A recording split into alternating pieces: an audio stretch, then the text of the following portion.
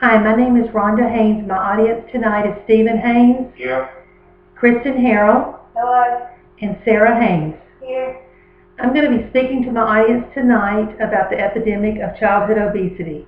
Childhood obesity is on the rise worldwide.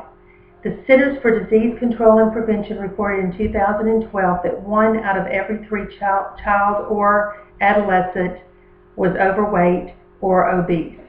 I've got a chart here that starts in the year 1962, moving up to 2009, that shows an increase in childhood obesity based on the age and gender. There's still an increase from approximately 3.5% up to almost 19% in 2009. I'm going to look at the different factors. Right now we're going to look at a non-modifiable risk factor, which is genetics, and what genetics has to do with being overweight. We've got some studies. In 2009, there was a study by Hildebrand and Henney where they had found a polygene that was responsible by their research for 50% of children that have problems with being overweight or obese. Further studies are being done now to really see the full effects of that polygene and to see if there are other polygenes that do affect weight gain. On the other side of it, the Mayo Clinic has more recently done some research that shows a genetic predisposition based on the fact that genetics have a lot to do with how the body stores the fat, where it stores the fat, the ability of the body to break down fat and to burn those calories through exercise. So genetics has a large part to play in being overweight, but you still got modifiable risk factors that can control the weight. Let's look at our first modifiable risk factor, which is going to be diet. We live in a very fast-paced society, and we've moved away from family dinners at home to a lot of fast food. Children that eat at least one fast food meal or more per week have the possibility of becoming overweight or obese. We are consuming more, our children are consuming more than they expend in energy. They are becoming more sedentary in their lifestyles. They're drinking a lot of sodas. Even though our school systems have put in initiatives for healthy diets and are educating children more on healthy diet and exercise, majority of your middle schools and high schools have not removed vending machines that have our unhealthy snacks. Recommendations for eating healthy are fruits and vegetables, a lot of wheat, and low-fat to no-fat dairy products, unless the child is under 2 years of age, and then we do not want to go with any dairy product that is a low-fat or no-fat. They do need whole milks if they're under 2 years of age. We do need to take a look at another risk factor, which is modifiable, which is exercise.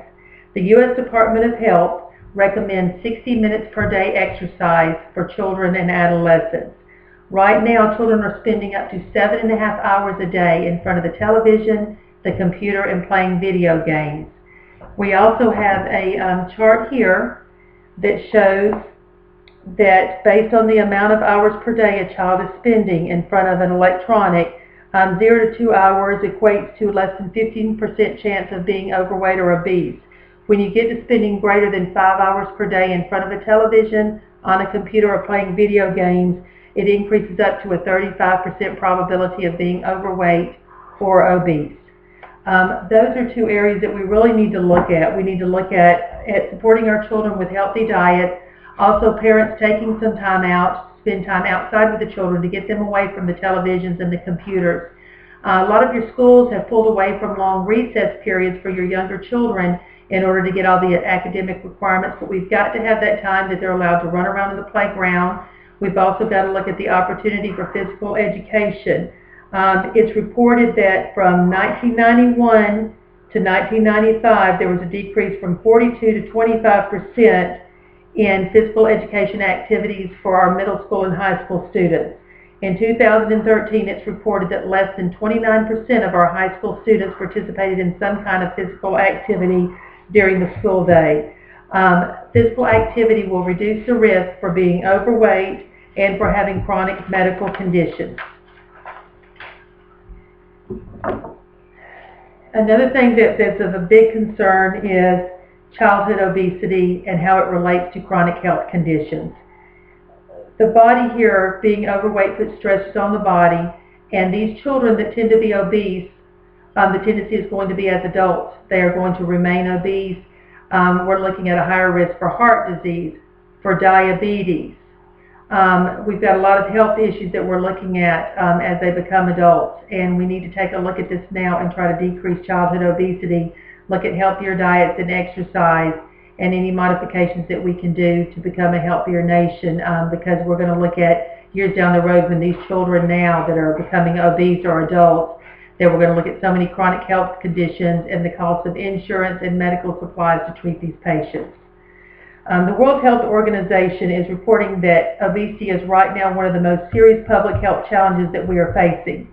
In 2013, they estimated that greater than 42 million children that are under the age of 5 years of age are considered obese. This is a chronic health problem, and these children, we're going to be looking at chronic health conditions and premature death in these children. This is for the World Health Organization has produced what their projections are for obesity for the year 2030. And no matter what country we are looking at, what area of the world we're looking at, every area is looking at an increase, some more than others as far as the dramatic increase. We've got to do something now, or this is what we're going to be looking at by the year 2030. Thank you.